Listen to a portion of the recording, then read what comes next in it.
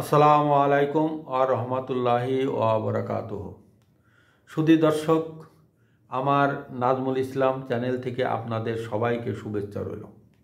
সুধী দর্শক, আজকে আমরা যে বিষয়ে কথা বলবো সেটা হচ্ছে আমাদের হারিয়ে যাওয়া ভাই এবং এই হারিয়ে যাওয়া ভাইদের দোসর এদেশে যারা আছে তাদের বিষয়ে কথা বলবো। সুধী দর্শক, আমাদের এই পাকিস্তানের হারিয়ে যাওয়া ভাইরা যারা এই বাংলাদেশে এখন আছে বিচারণ করতেছেন, এতদিন তারা আওয়ামী লীগের শাসনের 15.5 বছর তারা আওয়ামী লীগের লুঙ্গির নিচেই ছিল, তারা চুলার ভিতরে ছিল, তারা হাওয়ায় মিলায় ছিল, অর্থাৎ তারা একটা গুপ্ত সংগঠন। এই গুপ্ত সংগঠনের আড়ালে তারা ছিল। এখন তারা আস্তে আস্তে আস্তে আস্তে 24-এর 5ই আগস্টের পরে এখন দেখা যাচ্ছে বিভিন্ন জায়গায় যে ঘাপটি মেরেছিল সেখান থেকে মাথা উঁচু করে দু একটা কথা বলে আবার ইঁদুরের গর্তের ভিতরে চলে যাচ্ছে। সুধী দর্শক, আমাদের বাংলাদেশের একটি বড় রাজনৈতিক দল যখন এই দেশে 24-এর 5ই আগস্টের পরে এই দেশের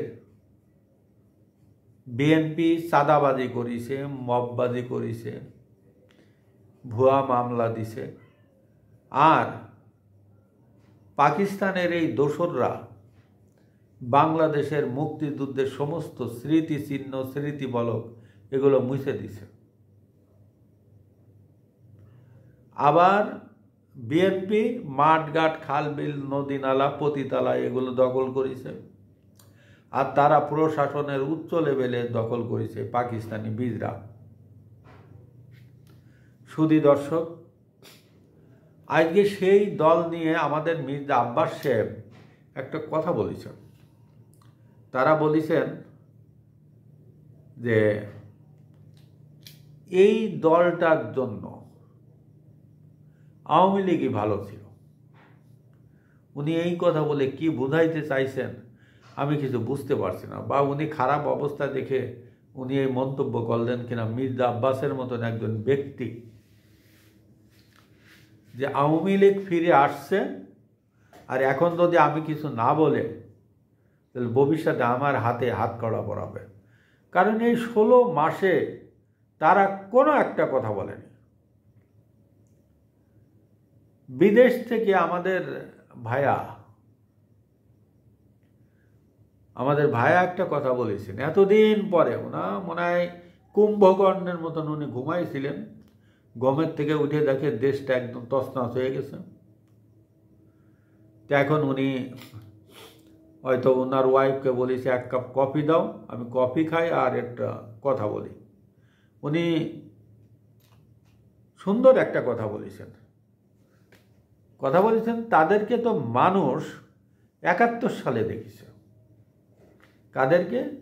যারা এই দেশের মুক্তিযুদ্ধকে ধ্বংস করতে চায়, মুক্তিযোদ্ধাদেরকে অপমানই করতে চায়, যারা এই দেশে মুক্তিযুদ্ধের কবরস্থানে আগুন জ্বালায় দেয়, যারা এই দেশের মুক্তিযোদ্ধারা রাইতে ঘুমায় থাকলে সেই মুক্তিযোদ্ধাদেরকে হত্যা করে, যারা এই দেশে পাকিস্তান জিন্দাবাদ বলে, তাদের উদ্দেশ্যে বলেছেন আমাদের ভাইয়া,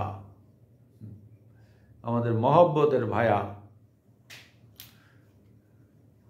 সুধী দর্শক, এই 5ই আগস্টের পরে যখন এই পাকিস্তানি শক্তি তারা এই দেশে চারিদিকে বিচরণ করা শুরু করে, তখন তারা সর্বপ্রথম এই দেশের মিডিয়াকে নিয়ন্ত্রণ করে, এই দেশের মিডিয়াকে নিয়ন্ত্রণ করে, আর সমস্ত মিডিয়া তাদের দখলে।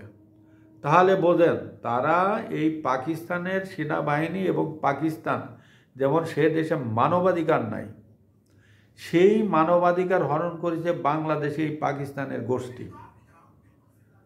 পাকিস্তানের সেনাবাহিনী যেমন ওই দেশের মিডিয়া নিয়ন্ত্রণ করে, ঠিক পাকিস্তানের ওই দোসররা এই বাংলাদেশে সেই অবস্থা করেছে। মানে পাকিস্তান যা করছে সেটা তো বাংলাদেশে করা লাগবে। আবার পাকিস্তান এখন ভিক্ষুকের দেশে পরিণত হয়েছে, বাংলাদেশও ভিক্ষুকের ওই দিকে যাইতেছে, লাইন দিয়ে হাঁটা শুরু করেছে, বুঝলেন? কারণ ব্যবসা বাণিজ্য নাই, এক্সপোর্ট ইম্পোর্ট বন্ধ। বিদেশ থেকে যে রেমিটেন্স আসছে ওইটাই মোটামুটি ভাঙ্গে চুরে খাচ্ছে পাবলিকে। এদেশের মিল, কল কারখানা, ইন্ডাস্ট্রি সব বন্ধ। বড় বড় ব্যবসায়িকরা নিজের গার্ডের টাকা ভাঙ্গে তারা খাচ্ছে, যে এখন দেখি ব্যবসার পরিবেশ আসলে ব্যবসা করব। আর আমাদের ইনুস সাহেব উনি বগল বাজাচ্ছে আর বলতেছে কি যে রেমিটেন্স বাড়তেছে, বৈদেশিক মুদ্রা বাড়তেছে। আরে ভাই, আপনি যদি এলসি না খোলেন, লোকজন যদি ব্যবসা না করে, তো এই বৈদেশিক মুদ্রা তো থাকবে, জমা থাকবো। আমি ভাঙলাম না, কি খালাম? ফান্দাবাদার কাঁচামরিচ খাইলাম, যা আছে এইটা দিয়ে চলি, তাকে আমার পকেটের টাকা কি খরচ হবে? আর আপনি দেখাচ্ছেন, পাবলিককে বুঝাচ্ছেন যে আপনার বৈদেশিক মুদ্রা সব গচ্ছিত আছে, আর বৈদেশিক মুদ্রা বাড়তেছে, বাড়ুক। যখন জনগণ ভিক্ষা করব তারপরে বুঝবেন, বিদ্রোহ করব যখন, পালানোর সময় হবে না। কারণ পাবলিক বুঝে গেছে, আগে এয়ারপোর্ট বন্ধ করবে। আপনারা যে স্থলপথে যাইবেন, ওই আওয়ামী লীগের লোকজন গেছে স্থলপথে পালাইছে। হ্যাঁ, আপনারা যাইতে পারবেন না, যাইতে পারবেন, পথ একটা আছে। যদি এয়ারপোর্ট বন্ধ থাকে সাগর দিয়ে যাবেন, কলা গাছ আছে না, এই কলা গাছে উঠে কলা গাছের বেলায় যাবেন। ওই যখন গভীর সমুদ্রে যাবেন তখন হাঙ্গরে খাবে, বুঝলেন? হাঙ্গরে খাইব আছে 2 পা, আর তিমি খাইব মাথা, বুঝলেন? এই অবস্থা হবে, কারণ পালান তো পথ নাই। আপনারা যখন এই 24-এর পরে, 5ই আগস্টের পরে যখন এই দেশে আক্রমণ করেছেন, আপনাদের রাজত্ব কায়েম করেছেন, তখন এই দেশের নারীদেরকে অপমানিত করেছেন পদে পদে। আপনারা নির্বাচিত হয়ে যখন আসবেন তখন এই দেশের নারীদের আগে আটকাইবেন। নারীদের সুন্দর একটা কথা বলেছেন যে 4 থেকে 5 ঘন্টার বেশি নারীরা ডিউটি করবে না। মানে নারীদেরকে পর্দার ভিতরে রাখার জন্য যে ম্যাটিকুলাস ডিজাইনটা ওইটা আপনারা করেছেন। পরে ফরমান জারি করবেন যে প্রত্যেকটা দোকানে বোরকা থাকতে হবে, হিজাব থাকতে হবে, বুঝলেন? প্রত্যেকটা দোকানে বাধ্যতামূলক, মুদির দোকানেও হিজাব থাকা লাগবে। এইটা আপনারা এই করেছেন, তাই না? ওই তালেবানদের মতো। এই দেশে মানুষ ওইটা মানবে না। অলরেডি ঢাকা ইউনিভার্সিটির ছেলেমেয়েরা আস্তে আস্তে ফুসে উঠিছে, আপনাদের সময় কাছে আসছে, বুঝলেন? আপনারা প্রথমে যখন আসছেন হিন্দুদের বাড়ি ঘরে আক্রমণ করেছেন, হিন্দুদের বাড়ি ঘরে জ্বালাই দিয়েছেন, হিন্দুদেরকে বাড়ি ছাড়া করেছেন। আপনাদের ম্যাটিকুলাস ডিজাইন এটা যে আপনাদের নির্যাতনে হিন্দুরা বাংলাদেশ থেকে চলে যাবে। আর এখন আবার কি করেন, ইলেকশন সামনে আগায় আছেন, এখন আপনারা ওই মন্দিরে গিয়ে গীতা পাঠ করেন, মন্দিরে গিয়ে গীতা পাঠ করেন, ওম শান্তি, ওম শান্তি, নমঃ শিবায়, নমঃ শিবায়। আপনারা বড় বড় মাওলানারা এই দেশে মানুষকে আপনারা দেখাইলেন, আর ক্ষমতা পাইলে যে কি করবেন। আর আপনারা কি রাইতে ইলেকশন করবেন না দিনে করবেন? না ভোট আগে কাটিয়ে বাক্সে ভরে তারপরে ডিক্লেয়ার দেবেন? আমার তো মনে হয় তেমন একটা কিছু হচ্ছে, বুঝলেন? আর আপনাদের অবস্থা, যে অবস্থা,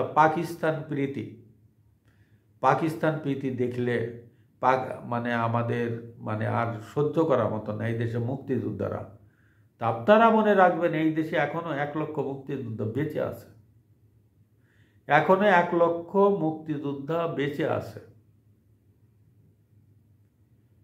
এবং 1 লক্ষ মুক্তিযোদ্ধার ফ্যামিলি আছে, আরও বেশি আছে, অনেকে মারা গেছেন, এখন 1 লক্ষ আছে। সুধী দর্শক, আজকে আমি আপনাদের যেটা সম্ভবত বোঝাতে পেরেছি যে এই নতুন পাকিস্তানের বন্ধুরা, এদের থেকে আপনারা সাবধান থাকবেন, কারণ এদেরকে প্রতিহত করবেন। এরা ভোট ভিক্ষা চাইতে যাবে, এরা মন্দিরে গীতা পাঠ করছে, তারপরে আবার ওই গির্জায় গিয়ে খ্রিস্টানদের ওখানে বাইবেল পাঠ করবে, বৌদ্ধদের এখানে গিয়ে ত্রিপিটক পাঠ করবে। আর ভোট যখন শেষ হবে তখন আপনাদের লিস্ট তো তাদের হাতে আছে, ওই লিস্ট দেখে বলবে ভারত কবে যাবি। সুধী দর্শক, আমার এই ভিডিও আজকে এখানে আমি শেষ করব। আপনারা আমার চ্যানেলটিকে সাবস্ক্রাইব এবং ফলো দিয়ে আমার সাথে থাকবেন। আসসালামু আলাইকুম ওয়া রাহমাতুল্লাহি ওয়া বারাকাতুহু।